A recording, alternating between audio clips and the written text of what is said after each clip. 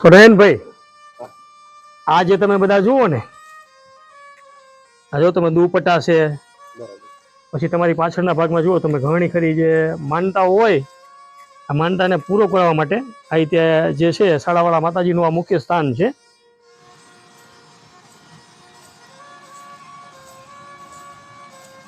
જોઈ રહ્યા છો, જે આપણે આગળ વિડીયોમાં વાત કરી કે અતિ પ્રાચીન એવી જગ્યા આવેલી છે.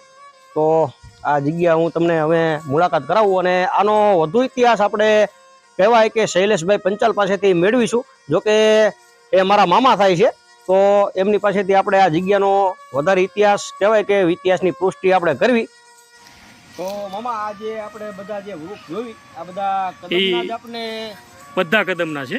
આ તમારી ઉપરના ભાગે જે રહ્યું આ પણ કદમનું છે, આ પણ કદમના છે, અને જે આગળ પણ ઘણા કદમના છે. અને આ એક વિશાળ સામેથી આવતું ઝરણું. સૌથી પહેલા તો ઝાઝા કરીને જય માતાજી. હું છું આપણો દોસ્ત નયન પંચાલ, અને આજે ફરી એક નવો વિડીયો લઈને આવી ગયો છું. તો કહેવાય કે આજે અતિ દુર્લભ એવા કદમના ઝાડનો આપણે ટોપિક લીધેલો છે. તો મિત્રો, લોકમાન્યતા પ્રમાણે એવું માનવામાં આવે છે કે આ જે કદમનું ઝાડ રહ્યું એ 500 વર્ષ જૂનું છે. અને આ જે જગ્યા રહી ને, એ તો કહેવાય કે પાંડવકાલીન જે આપણે કહી શકીએ કે પાંડવો સાથે જોડાયેલી છે. કહેવાય કે પાંડવોએ જે આ જગ્યા ઉપર રાતવાસો કરેલો છે. તો આવો આગળ હું તમને આ વિડીયોની આ જગ્યાની વધુ માહિતી આપું.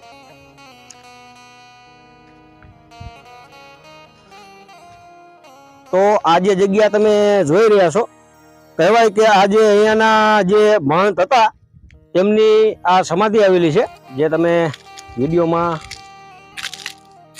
લાઈવ જોઈ શકો છો.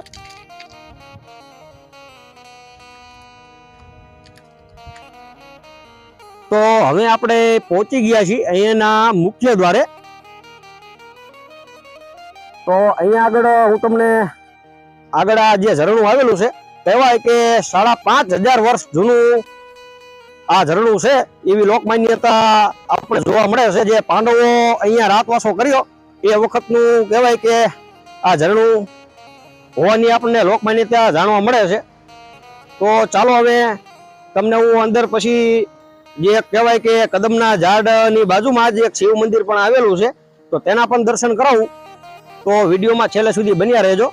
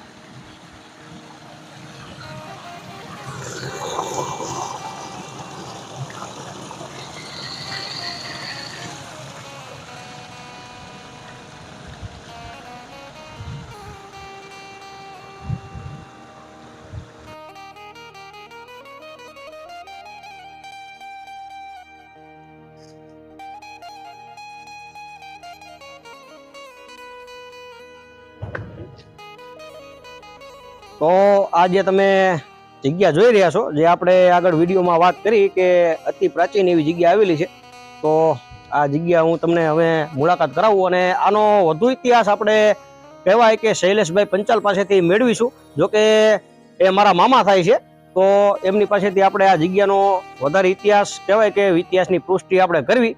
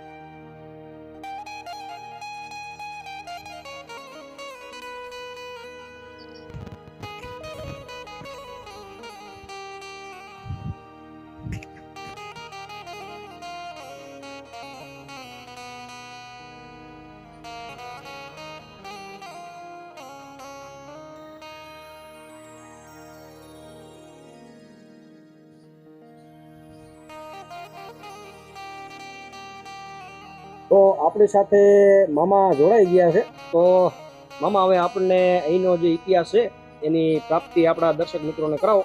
પહેલું તો નયનભાઈ, તમને પ્રણામ કે તમે મને તમારી ચેનલમાં મોકો આપ્યો. આમ તો મારા ભાણેજ જ છે. તો અત્યારે જે આપણે આ મંદિરને નયનભાઈ જોઈ રહ્યા છીએ, આ જે છે એ મુખ્ય સ્થાન છે. જાણે નાગબાઈમાં જુનાગઢથી નીકળ્યા જાણે આ સ્થાનમાંથી એમને રાત્રિ રોકાણ કરેલું. અને સૌથી મોટી જાણવા જેવી વાત તો એ છે નયનભાઈ કે આ જે સ્થાન છે ને ત્યાં 5 પાંડવો પણ રોકાઈ ગયેલા છે. આ છે સ્થાન, મુખ્ય સ્થાન જે છે ઓછામાં ઓછું જાજુ નહીં તો 5,500 વર્ષ પ્રાચીન છે. અને પાછળથી આ જે ઝરણું રહ્યું નદીનું, બરોબર, આમ તો એ બહુ પ્રાચીન ઝરણું છે, ત્યાંથી કાયમ માટે પાણી નીકળતું. એના હિસાબે આ તમે જુઓ એક તોતિંગ કદમનું ઝાડ છે. અને આ ઝાડ વિશે પણ ઘણી માન્યતાઓ છે. આપણે અહીંના જે પૂજારી જે છે, આમ તો પૂજારી નથી, દાદા છે અને અમારા ખાસ પરિચિત છે, એમની આપણે મુલાકાત કરીશું અને એમની પાસેથી થોડો ઘણો જે ઇતિહાસ છે એ જાણીશું. તો આ નાગબાઈ માતાજીનું સ્થાન છે. અને એની બાજુમાં આ જે મંદિર રહ્યું એ સાડાવાળા માતાજી તરીકે ઓળખાય છે. જે લોકોને કોઈ તકલીફ હોય એટલે સાડો એટલે સાડી, દુપટ્ટો આવું કંઈ ગમે બાંધવાની બાધા રાખે એટલે તેના કાર્ય સફળ થતા હોય ત્યારે બાધા રૂપે પાછળ આપણે તમને દેખાડીશું કે ઘણા ખરા બાધાના જે છે પ્રતિક રૂપે સાડા પણ આપણને દુપટ્ટા, સાડા, સાડી આવું બધું જોવા મળે. અને પ્રતિક રૂપે અહીંયા તમે જો પથ્થરની અંદર સરસ મજાનું આ કદમનું ઝાડ છે. પછી કષ્ટભજન દાદા હનુમાનજી મહારાજ, અહીંયા પણ એમની પ્રતિષ્ઠા છે, હનુમાનજી મહારાજની સૌથી જૂનામાં જૂની. અને નયનભાઈ, સામે દર્શક મિત્રોને નાગનો રાફડો,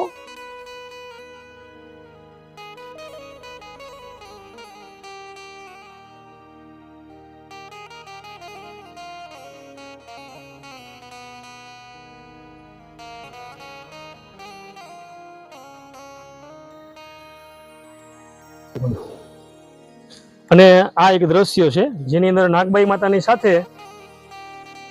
મીરબાઈમાં રા માંડલિક જુનાગઢના રાજવી અને અહીંયા કાળિયા ઠાકરનું નૃત્ય કરતું સર્પની ઉપર. કાળિયા નાગની ઉપર જે છે એને કાળિયા ઠાકોર એટલે કહેવામાં આવે છે કે આ સ્વરૂપ જે છે એ કાળિયા નાગની માથે તમે જુઓ એ વખતે નૃત્ય કરેલું. અને આ કદમનું ઝાડ ઉપર દર્શક મિત્રોને આપણે બતાવો. એની અંદર તમે જુઓ નાના નાના કદમ ફળ પણ છે. થોડુંક ઝૂમ કરો એટલે દેખાશે.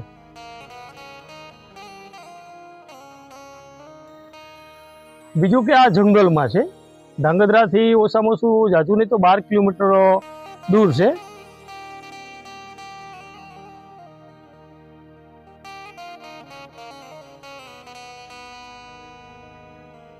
આ જગ્યા વિશે નયનભાઈ એવી માન્યતા છે કે જાણે 5 પાંડવો આ જગ્યાએ રોકાણ કરેલું ત્યારે કૃષ્ણ ભગવાન પણ એમની સાથે આ જગ્યા ઉપર ઉપસ્થિત હતા.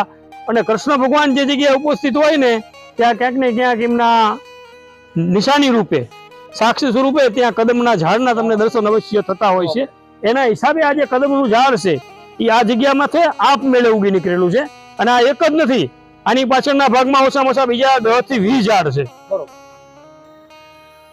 અને એક બાજુમાં કદમેશ્વર મહાદેવનું મંદિર પણ છે જેના પણ અમે તમને દર્શન કરાવીએ. ખુશ કરી નાખો. અને આ બાજુના ભાગમાં કદમેશ્વર દાદાનું સાનિધ્ય, નંદી મહારાજ અને ભોળાનાથ.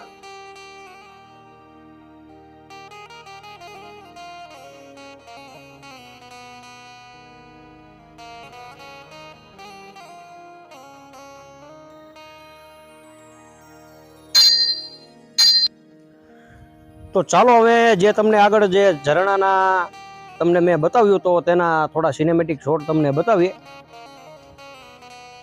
તો નયનભાઈ, આ જે તમે બધા જુઓ ને, આ જો તમે દુપટ્ટા છે, પછી તમારી પાછળના ભાગમાં જુઓ તમે ઘણી ખરી જે માનતાઓ હોય આ માનતાને પૂરો કરવા માટે આ રીતે જે છે શાળાવાળા માતાજીનું આ મુખ્ય સ્થાન છે. બરોબર. આ છે નયનભાઈ મુખ્ય સ્થાન છે અને આ એ સ્થાનની ઉપરના ભાગે તમે જો આ કદમનું ઝાડ જે છે બરોબર આ રીતે લોકો નયનભાઈ છે ને માનતાને પૂરી કરવા માટે અહીંયા આ શાળા આ રીતે છે બાંધતા હોય છે. આપણે ગામથી ભાષામાં શું કે ખબર હાડી નો હાડો કે બરોબર એટલે શાળાવાળા માતાજીનું સ્થાન જે આ છે અને પાછળના ભાગે જેમ મેં તમને કીધું કે આ જે વડ છે ને નયનભાઈ આ જે વડ છે એ મોટા ભાગે વડ હોય ને એમાં વડમાં ખાસિયત હોય છે. વડની અંદર બે પ્રકાર હોતા એક સાદો વડ હોય ને એક બીજ વડ હોય. બીજ વડ હોય એમાં શું ખાસિયત હોય કે બીજમાંથી થતો હોય છે એટલે બીજમાંથી આ વડ જે છે એ બીજમાંથી થયેલો છે અને પાછો આપમેળે થયેલો છે. કોઈ એને અહીંયા બીજ લાઈન નાખેલું એવું નથી પણ કુદરતી બીજ અહીંયા ગમે એ રીતે માની લો કે કોઈ આ ગાયું ને છે કે કોઈ માની લો કે ગુવાળ નીકળતા હોય એ વખતે કોઈ બી આવી ગયું હોય ખાસ કરીને જે બકરા હોય બકરામાં શું હોય બકરા જે ખાતા હોય ને પછી એની લીંડી કરે લીંડીમાંથી બીજ જે છે એમાંથી એ રીતે ઉત્પન્ન થતા હોય. ઘણી માન્યતાઓ હોય છે આની. અને નયનભાઈ આ માતાજીના પરમ ભક્ત નાગબાઈ માતાજીના ભુવા ભગા બાપાનું મુખ્ય સ્થાન છે. બરોબર. તો મામા આ જે આપણે બધા જે વૃક્ષ જોઈ આ બધા કદમના જ આપણે બધા કદમના છે. આ તમારી ઉપરના ભાગે જે રહ્યું આ પણ કદમનું છે આ પણ કદમના છે અને જે આગળ પણ ઘણા કદમના છે આગળ પણ અને આ એક વિશાળ સામેથી આવતું ઝરણું અને આ પણ તમે જોઈ રહ્યા છો આ પણ કદમ જ છે. આ બધા કદમ છે સામેના ભાગે ઘણા છે અને આ ઝરણું ખાસ કરીને આ તો આપણે આજે છીએ બાકી જો રવિવારે હોય ને તો રવિવારે અહીંયા બહુ પબ્લિક હોય. બરોબર. ઘણું પબ્લિક હોય. આ તમે જુઓ સરસ મજાનું લોકેશન ખાસ કરીને નયનભાઈ અમે ઉનાળાની અંદર છે ને અહીંયા નાવા આવતા હોય કારણ કે જગ્યા એવી છે ને એકદમ આમ પ્રકૃતિના ખોળે કુદરતના ખોળે સૌંદર્ય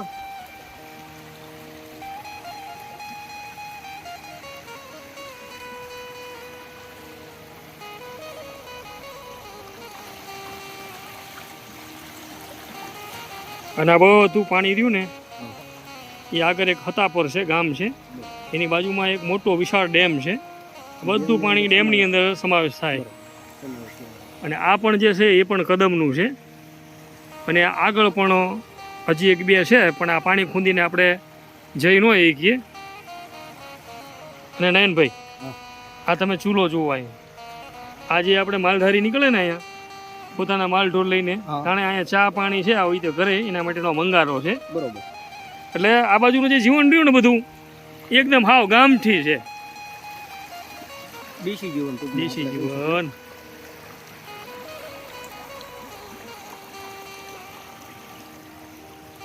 આમ તો એ માલધારી સમાજ જે છે ને એ ભાઈ કુદરતના ખોળે રમતો સમાજ છે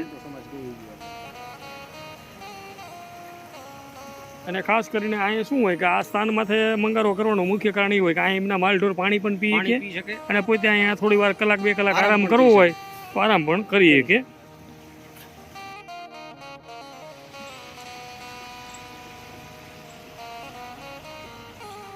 નયનભાઈ આ જે છે ને આ બધા કદમના ફળ છે અને કદમના પાન તમે જુઓ એના ફળ તમે જુઓ આ રીતે ખાસ કરીને આયુર્વેદિકમાં આ જે છે આંખોના અંજવાસ માટે ખાસ કરીને જેને રોશનીની તકલીફ હોય થોડી નંબર બુમરમાં ઘણા ઉપયોગમાં આવતા હોય અને યુટ્યુબમાં આના ઘણા વિડીયો પણ છે. બરોબર. જેને આંખોની તકલીફ હોય તો આ જે કદમ ફળ છે ને એના જે ફળ હોય આનો ઉપયોગ કરી શકે અને કઈ રીતે ઉપયોગ કરવો હોય યુટ્યુબમાં આના ઘણા વિડીયો છે.